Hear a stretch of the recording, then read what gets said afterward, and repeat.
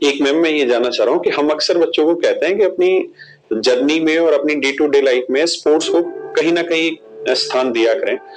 आप देते हैं अपनी लाइफ में स्पोर्ट्स को कोई जगह, और आप बच्चों को क्या कहना चाहेंगे उस पे? स्पोर्ट्स नहीं कहूंगी, पर हाँ मैं एक्सरसाइज को देती हूँ कि आप फिजिकली फिट रहने की कोशिश करिए। और घर पे रहूं तो मैं मैक्सिमम कोशिश करती हूँ कि चाहे ट्रेनर्स के थ्रू हो या खुद के थ्रू हो, मैं कुछ ना कुछ एक्टिविटी करती रहूं।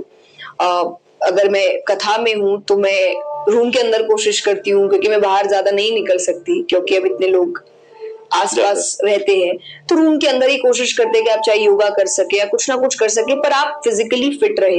क्योंकि देखिए फिजिकल, मेंटल, स्पिरिचुअल, ये तीन चीजें जब तक सही नहीं चलेगी तब तक इंसान का जो ये शारीरिक मशीन है ये काम नहीं करेगा ढंग से। कहीं ना कहीं तो इसको जंक लगेगा, चाहे दिमागी जंक लगेगा, शारीरिक जंक लगेगा या आध्यात्मिक जंक लगेगा, और एक बार लग गया तो मशीन खराब हो जाएगी। तो उसको ठीक रखने के लिए तीनों चीजों का आपको ध्यान रखना पड़ता है, और वो एक्सरसाइज के साथ साथ खाना पीना भी हो। जैसे आपने अब जन्माष्टमी की बात, मैं ये नहीं मानती कि लहसुन प्याज खाते जो वो कहते हैं कि पाप, वो पाप के लिए नहीं है जो भी आपको समझा रहे। आपके कुछ फूड्स, जैसे हम तीन बताते, सात्विक, तामसिक, राजसिक, ये भोजन में भी होता है कि जब आप, इसलिए अब आपको देखिए फेस्टिवल्स है, भगवान का काम है, पूजा पाठ है, तो आपको लहसुन प्याज से दूर रखा जाता है। क्यों? क्योंकि ये तामसिक खाना है, ये आपके अंदर एक अलग तरीके का हाइप क्रिएट करता है। इसलिए आप कभी देखिए, आप चटपटा खाना जब खाते हैं आपका रिएक्शन होता है मजा आ गया, कभी भी आपको शांति महसूस नहीं हुई। यही आप घर में सिंपल दाल चावल खा लिया, आपको सुकून मिलता है। तो खाने का भी असर होता है आपके ऊपर। तो जब आप भगवान का कोई काम करते हैं तो आपसे कहा जाता है कि राजसिक बिहेवियर से दूर रहने के लिए तामसिक खानों से दूर रहने, कि तामसिक बिहेवियर से दूर रहने के लिए तामसिक खानों से दूर रहिए। तो वो तामसिक खाना है, वो कोई पाप नहीं है। तो वो जो भी आपको, ऐसी कोई बात नहीं है। और आप जो संत रहते थे वो अधिकतर इस चीज का पालन करते थे, क्योंकि उनको इन फीलिंग से दूर रहना, तो उनको पूर्ण तौर से खाना बंद करना पड़ता था। जैसे अगर आप एथलीट्स को देखिए तो उनका एक डाइट चलता है। अब आप ये थोड़ी बोल सकते कि वो डाइट में वो फास्ट फूड खा लेगा तो पाप कर देगा, लेकिन उसको शरीर को हानि पहुंचाएगा, वो उसके एनर्जी लेवल को कम कर देगा, वो उसको ब्लोटिंग दे सकता है, वो उसको काम करने के लिए थोड़ा सा पीछे कर सकता है। वो हर तरीके के खाने के लिए होता है। तो इसीलिए आपको ध्यान रखना पड़ता है कि आप कब कैसी स्थिति में क्या खा रहे हैं, और ये बच्चों के लिए भी बहुत जरूरी है। और जो बच्चे आज के समय में तैयारी कर रहे हैं, लगभग हर बच्चे की उम्र 20 साल के आसपास है, और हर बच्चे की कुछ शारीरिक क्रियाएं होती हैं, कुछ हार्मोनिकल चेंजेस होते हैं। तो ये एक बेहतर एग्जाम्पल है कि आप अपने खाने को सात्विक बना के उन पर नियंत्रण पा सकते हैं, या एक बेहतर स्थिति की ओर तो जरूर ही जा सकते हैं। और मैम आप आए और बच्चों के साथ आपने इतनी सारी बच्चों की मन की बातें बताई, और कुछ चीजें तो ऐसी हैं जो मैंने खुद पहली बार जानी। और एक अच्छा बच्चा बनाने के लिए एक अच्छा पेरेंट्स बनना बहुत जरूरी होगा।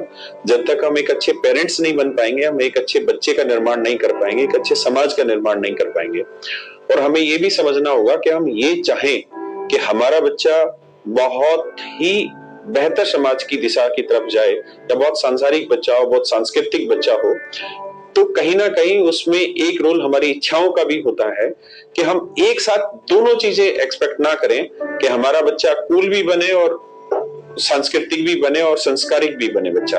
हमें कहीं ना कहीं एक दिशा पकड़नी होगी, और अपने बच्चों को कहीं ना कहीं एक यंग उम्र में ही उनको एक अध्यात्म की तरफ ले जाना चाहते हैं। तो मैम एक आखिरी सवाल मेरा ये कि आप अभी पढ़ती हैं? हाँ, कुछ किताबें, कुछ ऐसी चीजें जो आप हमें बताना चाहें जो पढ़नी चाहिए? मैं सेल्फ हेल्प बुक्स बहुत पढ़ती हूँ, और साथ ही साथ मेरी स्पिरिचुअल किताबें कंटिन्यूअसली चलती है, क्योंकि मैं मानती हूँ कि स्क्रिप्चर्स एक बार में या 2 बार में कोई हमेशा के लिए नहीं समझ सकता। मैं श्रीमद् भागवत कथा करती हूँ, लेकिन आज भी मुझे उसमें से कई नई बातें पता चलती है। गीता जी में मुझे आज भी, तो मैं रेगुलरली इन स्क्रिप्चर्स का अध्ययन करने की कोशिश करती हूँ। बाकी मैंने वेद नहीं पढ़े हैं, तो मेरी इच्छा है कि अब मैं उस पर काम करना शुरू करूं। और बाकी आप और भी राइटर्स हैं, वो कुछ ना कुछ, मैं पढ़ती सबको हूँ, मैं सुनती सबको हूँ, फिर वो कितना रिलेटेबल है मेरी लाइफ पर, वो कितना मेरे लिए अच्छा कर सकता है, उसके बाद उसको फॉलो करती हूँ। फॉलो मैं पहली बार में नहीं करती, पहले मैं पढ़ लेती हूँ, सुन लेती हूँ, लेकिन अब वो कितना मेरे लिए अच्छा है ये मेरे रिसर्च के बाद काम शुरू होता है। तो पढ़ाई तो चालू है और हर क्षेत्र की चालू है, क्योंकि हम जिस क्षेत्र में हैं, हमसे किसी भी क्षेत्र का सवाल कर लिया जाता है और एक्सपेक्टेशन होती है कि इनको सब पता होना चाहिए, तो इसीलिए पढ़ाई तो करनी ही पड़ती है।